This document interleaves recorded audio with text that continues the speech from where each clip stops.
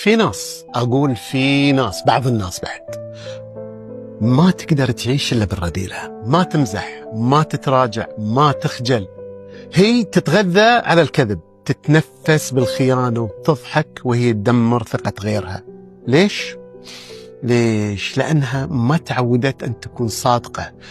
من يومهم هؤلاء الكذب ينقذهم، والغدر للأسف يريحهم، والخبث أن يكون لا، هذا ذكاء.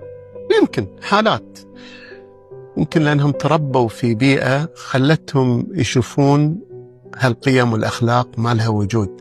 يمكن مروا بالخذلان وقبل انكسروا بقوة. يمكن نفسهم مليانة فصارت تريد أن تكبر وتنمو على حساب غيرهم. أمراض، بس الحقيقة هم ما يحبون الخير. لا، لأنهم ما يعرفونه أصلا، لأنهم يخافون منه، يخافون يواجهون أنفسهم، يعتذرون ويبررون، بس ما يقدرون يتغيرون. وتسأل تقول ليش هؤلاء ما يتغيرون؟